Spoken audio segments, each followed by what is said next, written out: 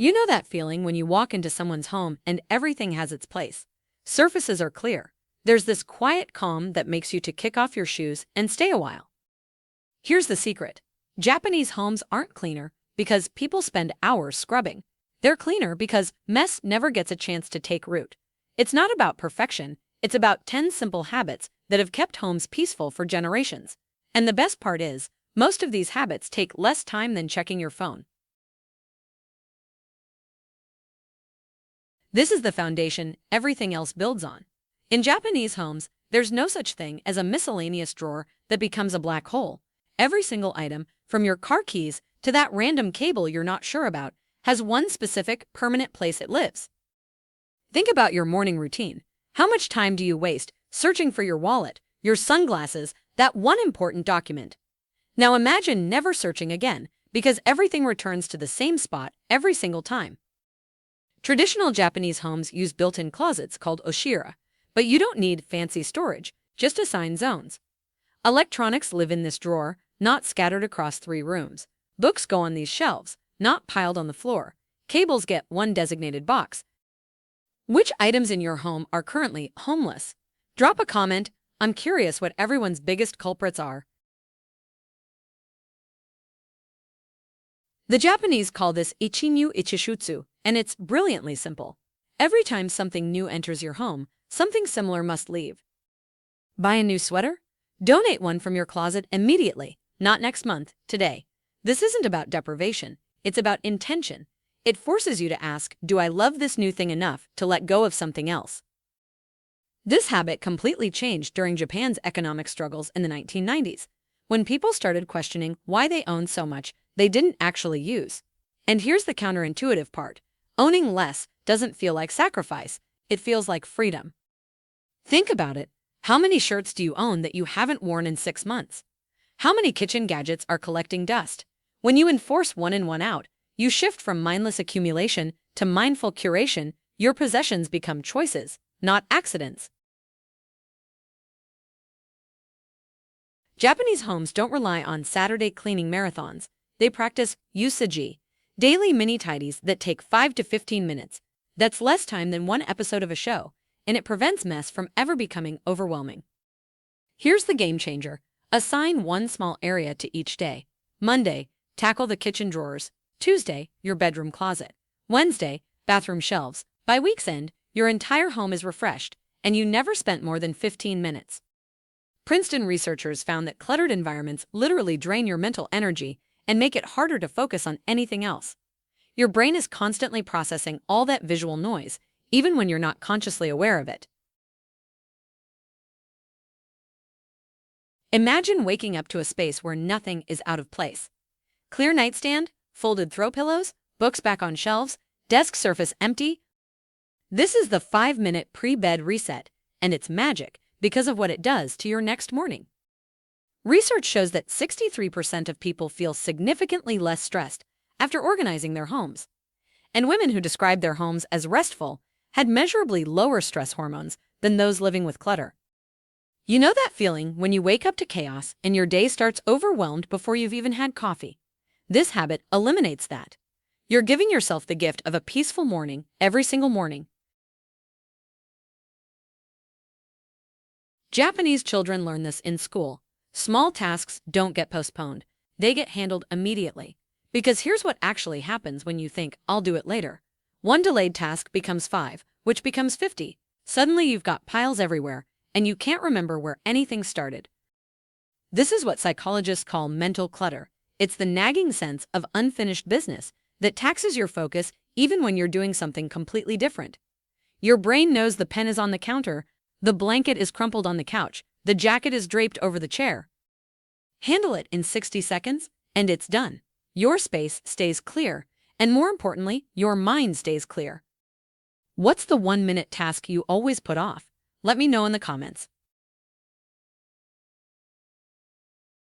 This is where the Japanese principle of negative space comes in. Your bedroom is for sleep, your kitchen is for cooking, your living room is for living, not for storage. When spaces serve multiple purposes, your brain gets confused. It's processing conflicting signals. This is a place to relax, but also a place to work, but also a dumping ground for random stuff. The result is, you can't fully relax anywhere because every space feels cluttered, even if it's technically tidy. This philosophy comes from Zen Buddhism, which teaches that empty space is as valuable as filled space. It's not about having less, it's about having clarity. So remove work stuff from your bedroom, clear kitchen gadgets from your living room, create boundaries, your brain will thank you. This sounds corporate, and honestly, it came from Toyota factories, but it works brilliantly in homes. Start with sort. Remove anything unnecessary. Be ruthless. If you don't use it and it doesn't bring value, it doesn't stay. Then, set in order.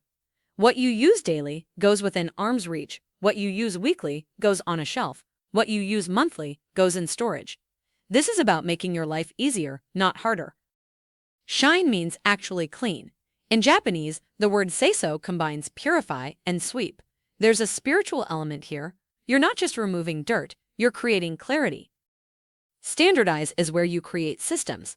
When do you clean? How often? What gets done daily versus weekly? Write it down.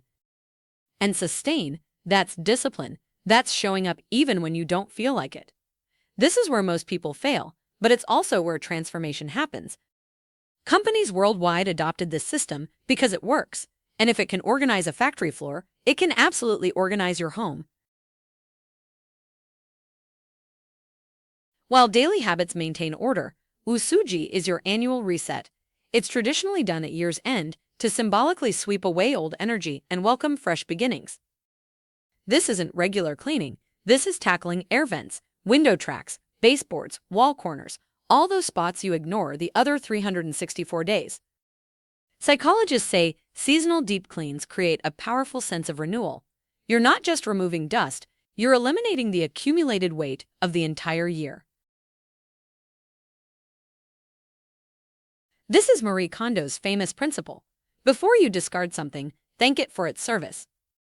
When you approach possessions with gratitude instead of guilt, you stop accumulating mindlessly. You become intentional, you choose better, own less, and feel lighter. This practice comes from Zen Buddhism, where mindfulness extends to everything, including objects. It's not about worshiping things, it's about respecting what you allow into your life. Does this spark joy? That's not just a catchphrase, it's a meditation on what truly matters. This is the invisible boundary that keeps Japanese homes pristine. Dirt from outside simply doesn't cross the threshold. Even ambulance workers remove their shoes before entering a Japanese home during emergencies. That's how non-negotiable this is.